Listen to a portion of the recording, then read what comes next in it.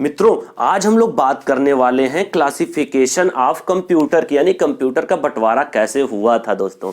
तो दोस्तों हम लोग बात करेंगे आज क्लासिफिकेशन ऑफ कंप्यूटर, यानी कंप्यूटर का बंटवारा किस किस उद्देश्य से कहां कहां किया गया था। इस चीज को आज हम लोग पूरा समझेंगे। तो दोस्तों मैं रत्नाकर उपाध्याय यूनिक ऑनलाइन गुरु चैनल के माध्यम से आज आप लोगों को पूरा क्लासिफिकेशन ऑफ कंप्यूटर पढ़ाऊंगा। इस वीडियो को आखिर तक देखते रहिएगा, मजा आने वाला है दोस्तों। तो चलिए हम लोग टाइम वेस्ट ना करते हुए चलते हैं सीधे अपने टॉपिक पे, क्लासिफिकेशन ऑफ कंप्यूटर पे।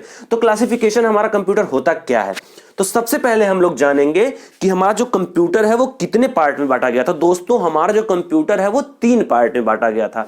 बात ध्यान समझिएगा हमारी बातों को, ये फॉर्मेट हम बताएंगे, बाकी हम लोग एक एक टॉपिक पे आगे चर्चा करेंगे।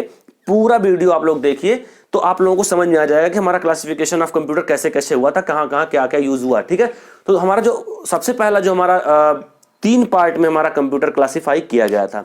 सबसे पहला था हमारा यहाँ पे पर्पस, ध्यान से देखिए, ये पर्पस है यानी मतलब उद्देश्य।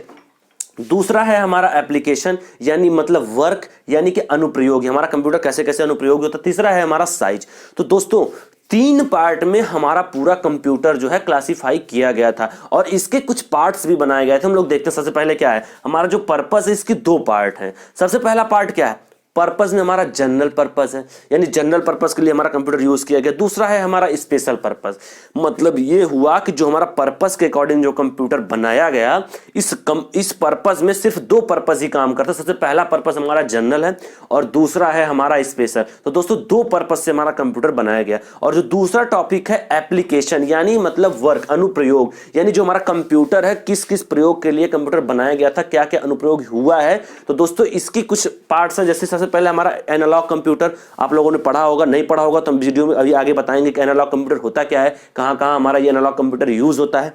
फिर हमारा दूसरा है डिजिटल कंप्यूटर। डिजिटल कंप्यूटर हम सबके हाथ में, सब लोग जानते हैं कि हमारा डिजिटल कंप्यूटर क्या होता है, कैसे होता है। तीसरा है हमारा हाइब्रिड, तीसरा यानी एप्लीकेशन का तीसरा पार्ट है हमारा हाइब्रिड। तो दोस्तों यानी एप्लीकेशन के 3 ही पार्ट है, एनालॉग, डिजिटल और हाइब्रिड। हम लोग आज इसी पे बात करेंगे।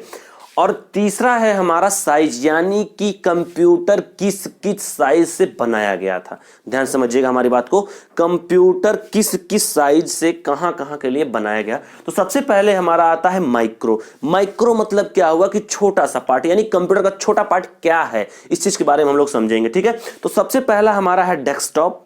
डेस्कटॉप जो हम लोग यूज करते हैं, लैपटॉप भी हम लोग यूज करते हैं। ये थोड़ा सा नया नाम है, पालम टॉप। इसका मतलब ये हुआ कि ये भी हमारा एक माइक्रो का पार्ट है, इसको हम आगे चर्चा करेंगे। Tablet PC, personal digital assistant यानी पीडीए, यानी मिनी माइक्रो कंप्यूटर के हमारे 5 पार्ट हैं, डेस्कटॉप, लैपटॉप, पालम टॉप और ये टैबलेट पीसी, पर्सनल डिजिटल। ये 5 पार्ट माइक्रो के हैं।